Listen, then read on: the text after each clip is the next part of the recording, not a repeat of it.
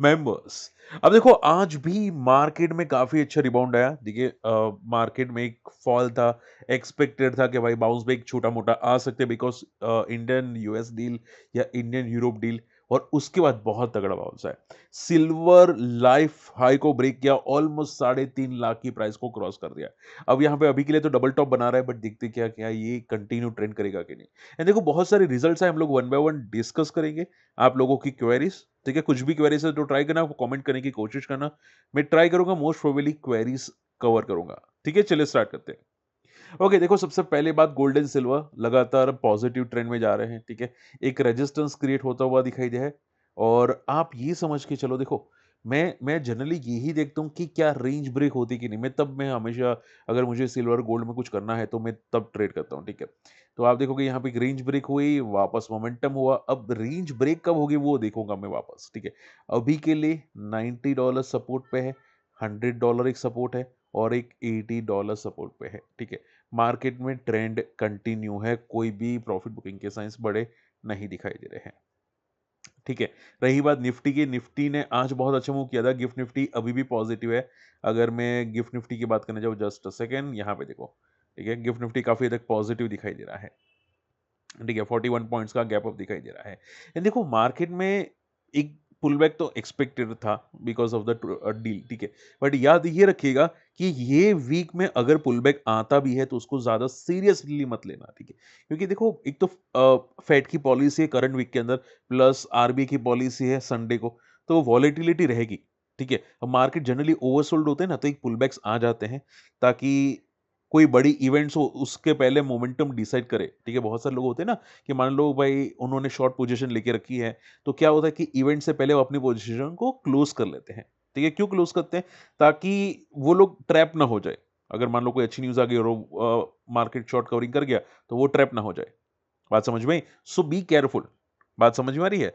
सो अभी के लिए मार्केट ने बहुत अच्छा पुल बैक लिया है। अगर गिफ्ट निफ्टी का चार्ट्स देखे तो अभी के लिए जो रेजिस्टेंस दिखाई दे रहा है ऊपर पे, वो है 25,400 का एक रेजिस्टेंस है। ठीक है, यहाँ पे गिफ्ट निफ्टी हिसाब से 25,400 का एक रेजिस्टेंस है। ठीक है, और 25,800 का रेजिस्टेंस है। चांसेस है कि ये दो रेजिस्टेंस जल्दी मार्केट नहीं तोड़ेगा।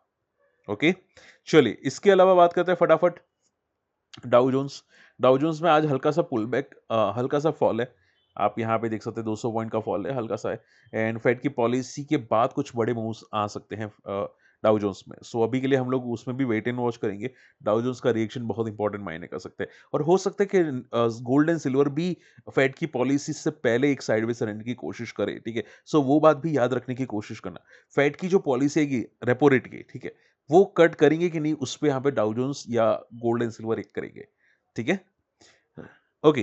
वेदांता देखो, अब सबसे नेगेटिव न्यूज यहाँ पे स्टार्ट हुई है। हिंदुस्तान जिंक में ऑफर फॉर सेल आने वाला है। कल फ्लोर प्राइस है 685 की और वेदांता स्टेक कम करने वाला है 1.59% का। ठीक है, अब देखो ये सभी जो मेटल्स होते हैं लाइफ हाई के आसपास ट्रेड करते रहते हैं। ठीक है, अब ये ऑफर फॉर सेल आता है तो थोड़ी प्रॉफिट बुकिंग आ जाती है।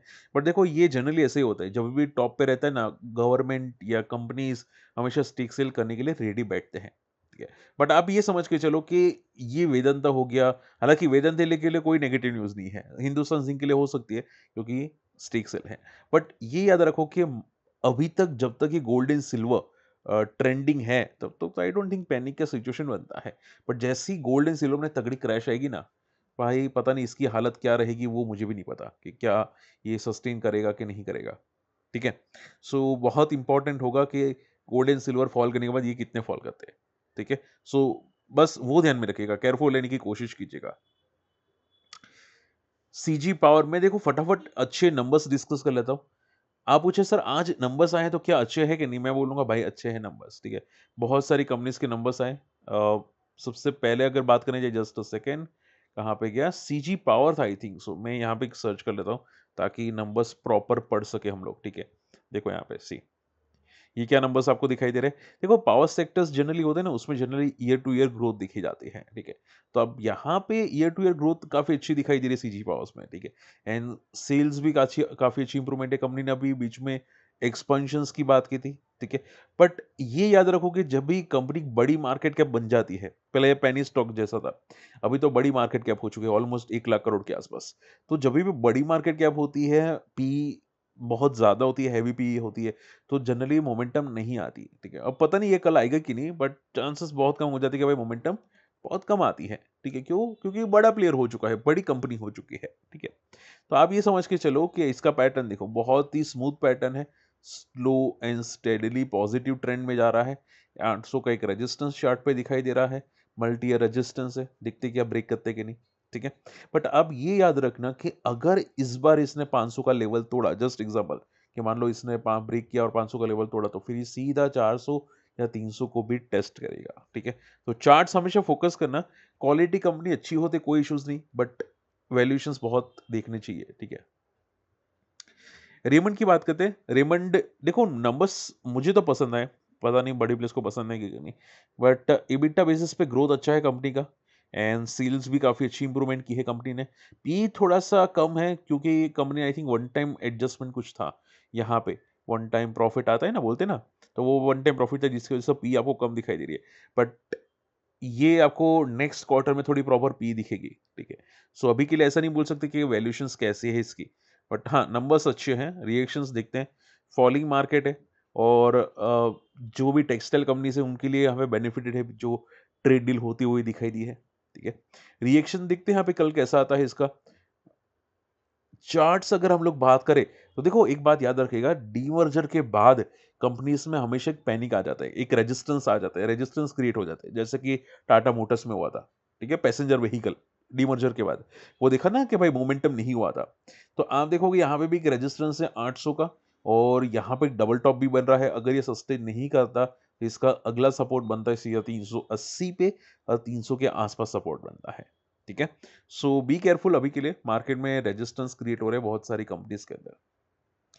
एशियन पेंट्स की बात करते हैं, देखो नंबर्स मुझे सीरियसली बहुत अच्छे लगे।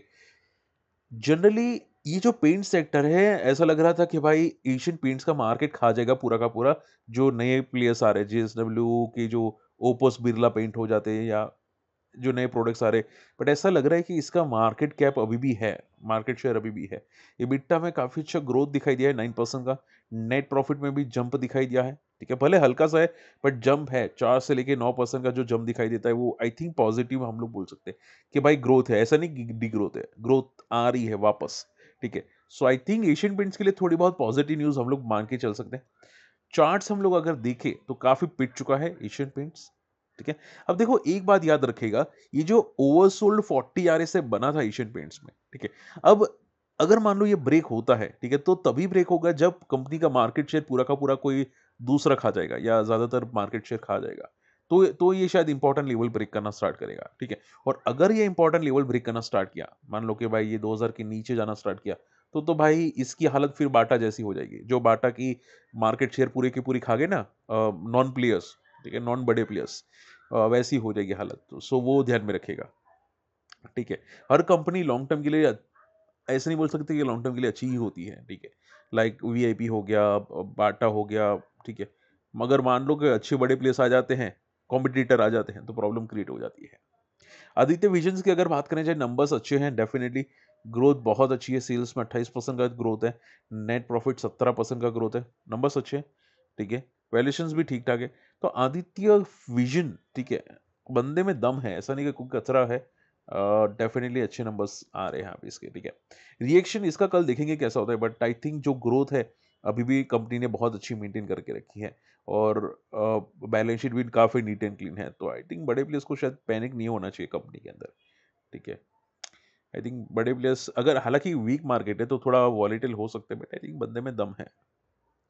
Last not least Jaiswal Neco industries, इसने यहाँ पे एक प्लांट सेटअप किया है महाराष्ट्र के अंदर, 12,000 करोड़ का इन्वेस्टमेंट किया है, नया प्रोजेक्ट है, और 2600 नए जॉब्स क्रिएट करने वाला है बंदे। न्यूज़ बहुत अच्छी आ रही है, और फंडामेंटली काफ़ी अच्छा कंपनी है, ये हम लोगों ने पहले भी एक बार देखा है, जायसवाल, ठीक है। जस्ट अ सेकेंड, ओके, यहाँ पे एक बार चार्ट देख लेते हैं कि चार्ट क्या आ रहा है,